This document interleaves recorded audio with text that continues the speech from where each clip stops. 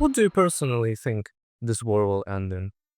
What do you think is possible to aim or rather rational to aim for one state solution, two state solution, or what's your take on that? Well, that depends on the outcome of this war. Yeah, but do you think it's more likely that one or the other will happen? What do you think is the most likely option in this case? Well, how do you define a two-state solution? It would probably be an agreement reached after which Israel obviously remains state and Palestine is given independence. Well, it's been made clear by Israeli authorities that they wish to do no such thing. There have been rumors traveling around in the media, from Israeli media as well as people, even on the street. Israelis speaking in the street, Palestinians speaking in the street. They all think that the likely outcome of the situation will be that part of the Gaza Strip, or perhaps most of it, will go back to the pre-war border.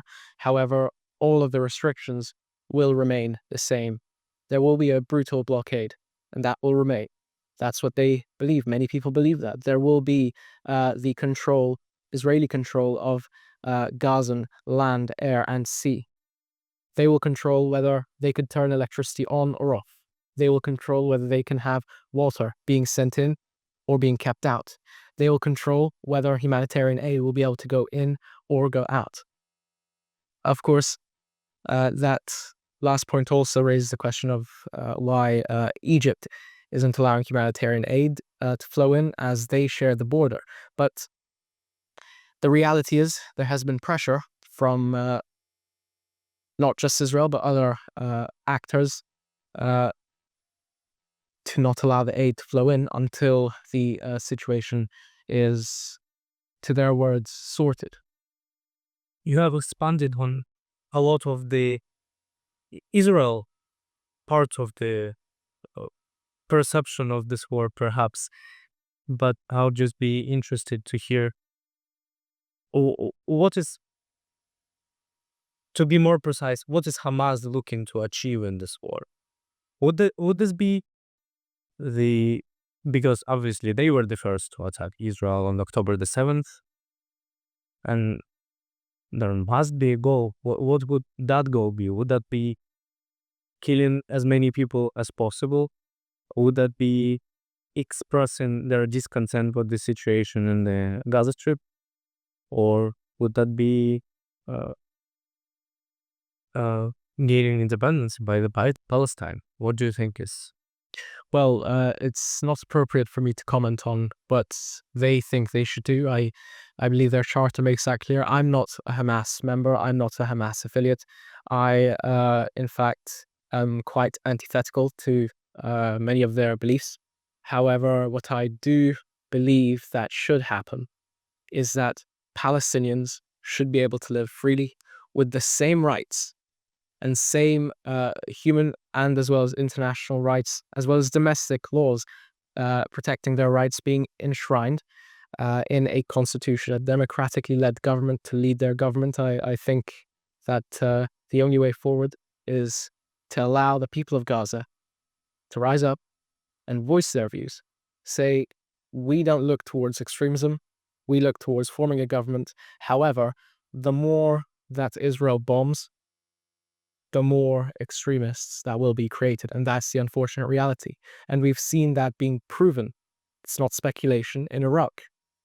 There were so many bombings in Iraq, so many people being killed. I believe the official figures were from 500,000 to 1 million civilians being killed in Iraq. How many extremists did that make? That led to ISIS surging up in popularity. That led to the rising of ISIS. And then it led to ISIS controlling almost a third of Iraqi territory at one point in 2015, 2016. So I don't think the path to peace in Gaza is to just point fingers on either side. I think the path to peace and prosperity for all peoples in Gaza is to give them the rights that they deserve under international law, to stop the brutal blockade, and that will most likely turn them away from extremism and towards diplomacy and towards peace. Because when you bomb a people, you cannot expect them not to have extremist ideologies or even the thought of wanting revenge. Vengeance will rise whenever you kill someone. And that's the unfortunate reality of the human psyche. How would you like that dialogue to happen? What do I mean by this? Would you consider, do you think it's possible that Israel and Palestine sit at the table and have negotiations? Or do you think it's more likely that a country, one of the most powerful countries in the world, stands up and decides to take action to, let's say, allow for this dialogue to happen? You know what I mean by this? To basically collect those two sides together and precipitate dialogue. Well, again, I cannot comment. I'm not a foreign policy expert. The policy that's created through the PRF, SIS PRF, is created through the discussion of many, many individuals with a diverse range of views.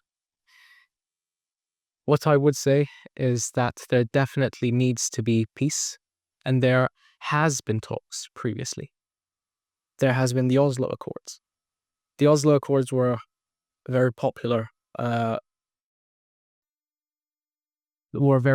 talks. And unfortunately, Netanyahu has been exposed to saying that he purposely tried to press on certain loopholes in the Oslo Accords. And that led to, of course, from what the reports, at least that I've read, and I'd like anyone to correct me if I'm wrong, but that led to military checkpoints being set up as security concerns and or security protection for the region. And many military checkpoints were set up, for example, in the West Bank, and also bordering Gaza. Anything goes in and goes out of Gaza. So that led to even the rise of extremism in the West Bank. Not Hamas, but nonetheless extremism. And I think it proves that whether Hamas is there or not, there will be extremism so long as diplomacy and every legal right is enforced and enshrined in not just Israel's domestic laws, but also in any new government that forms in Gaza.